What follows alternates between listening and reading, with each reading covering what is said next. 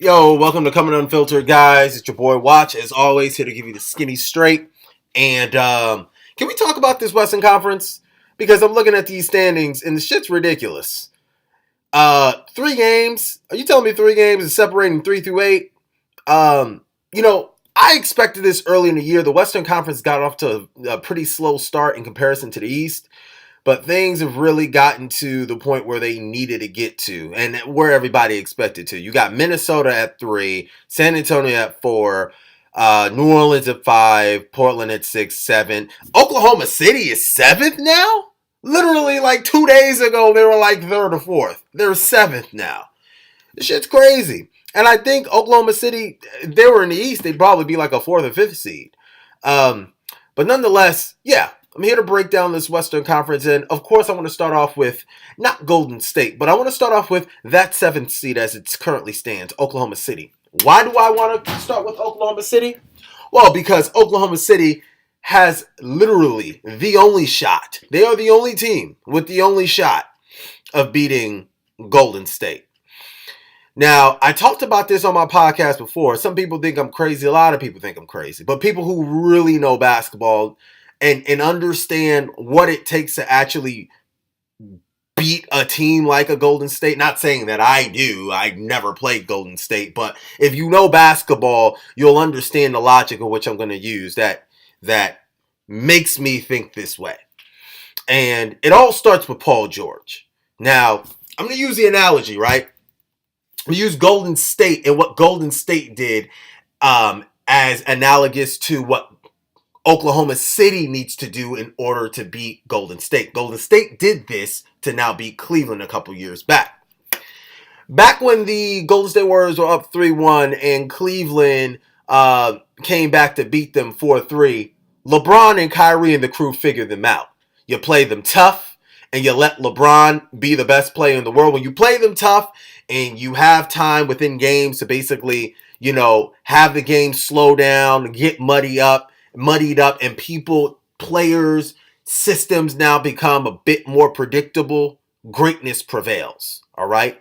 And LeBron James was the greatest player in that series. Kyrie did his thing too, but it was the force of LeBron James, and there was nobody who could match up with his dominance. There was nobody who can cancel out his greatness. Kyrie and Steph canceled each other out. Kevin Love and Klay Thompson to some degree canceled, along with Tristan Thompson, somewhat canceled each other out. Klay didn't have that great of a series. But basically, LeBron was really on his own as far as impact.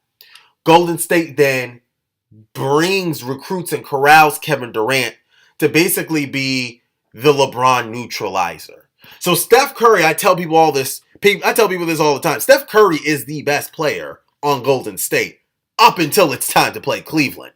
Now it's time for the best player in the world, LeBron James, to be neutralized by the second best player in the world, and that's Kevin Durant. That is the only reason why Cleveland continued to lose to Golden State and will continue to lose to Golden State, is because Kevin Durant is on that team solely and specifically to neutralize LeBron James. Now, going to the modern day, today's OKC versus Golden State, Paul George is there to neutralize Kevin Durant. Kevin Durant is better than Paul George, but Paul George at his best, when not being the best player on his team on a regular basis, is very good. How good? So good that if that happens to be the case, they could knock out Golden State. Westbrook is going to cancel out Curry. Melo is going to cancel out Draymond Green. So now you still got Klay Thompson. He's out there floating because they have 4 players. But to be honest with you, Melo's going to... I'm sorry. I don't even know why I just said that. Melo's going to cancel out Klay Thompson. A lot of people think I'm crazy to think that, but Melo is still a very good player.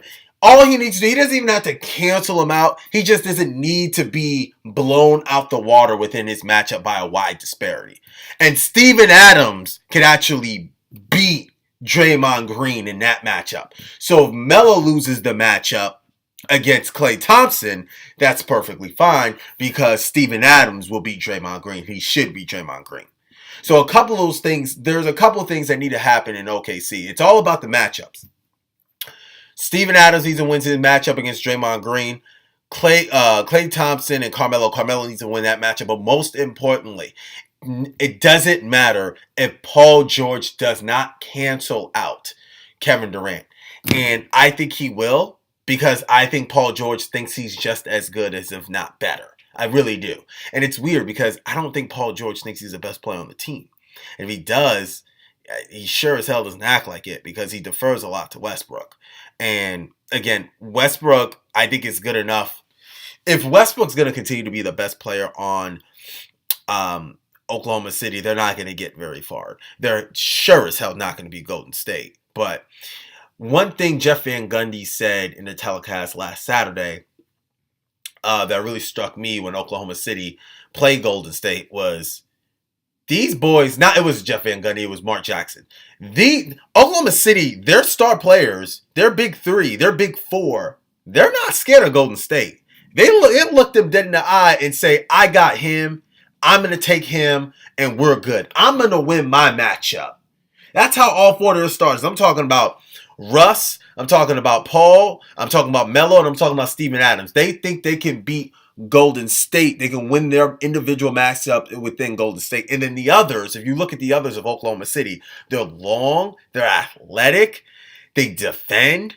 They just need to be able to make some timely shots when they come available, which I think they'll do because, again, we all know, Shaq used to always say this, your role players go by how your stars go. If your stars set the tone early, your role players, if your stars are playing well and they're sharing the rock to their role players, your role players will more than likely come through. So, and Golden State up until that third quarter, they were struggling. And Oklahoma City did not play well, particularly their stars didn't. And Westbrook and Paul George. I think they were like combined 3 for like 30 something at one point. So they were just awful. They were terrible. So, yeah, Paul George needs to be the best player. He needs to cancel out Kevin Durant, and everybody else needs to win their matchup except for Westbrook. Westbrook just needs to cancel out Curry, which I believe he'll do. But Westbrook cannot try to be the best player on that team. That's the formula for Oklahoma City, which I don't think is that far-fetched. Houston, everybody I know they're just on Houston's job. And I don't know. I get it. I understand. But remember that Atlanta team in the East that won like a whole bunch of games? They were the number 1 seed like 3 years ago. And they lost in the second round. They got swept by Cleveland in the second round. I don't think Houston's that Atlanta team. I don't think this Houston team is that Atlanta team. But I think Houston is fool's gold in the sense that Houston has I wouldn't even call Chris Paul a superstar at this point in his career. They have one superstar and one very, very good all-star. And that very, very good all-star is shorter than me. So, with that being said, and by the way, he's 33. Is Chris Paul 33, 32, 33? He looks young, but he's freaking old. So, this whole idea of Houston being able to beat Golden State, who, where, how, with 2 players, one that's not even a complete superstar and who's basically not even in his prime anymore. If you look at those games, especially the last game in which Houston played Golden State, Houston really struggled down the stretch because, again, the game gets muddier. It becomes slower. It becomes possession by possession, and it's all about execution. And Houston, they run the same offense where it's ISO, 4 players standing around, and either Harden or Paul are going to break their man off the dribble and shoot a fall-away 3, or hope that somebody draws that one of the 2 draws a double team for a kick-out 3. If you're going to get very predictable with a team like Golden State, you have to have, with your predictable players, with your predictable playmakers, you have to have 2 studs. Kyrie and LeBron were 2 studs, and they couldn't even get it done. Kyrie and LeBron. So you're telling me Chris Paul and James Harden is better than Kyrie and LeBron? Who in the hell thinks that? No one. But no one gave Kyrie and LeBron a chance to win the finals this year when they were coming in before Kyrie asked for a trade. Hell, barely anyone gave him a chance to win last year, even though they went 12-1 in the East in the playoffs. So what the hell makes you think that two stars who aren't even better than Kyrie and LeBron, with role players who literally shoot threes and are soft, are gonna beat a Golden State team?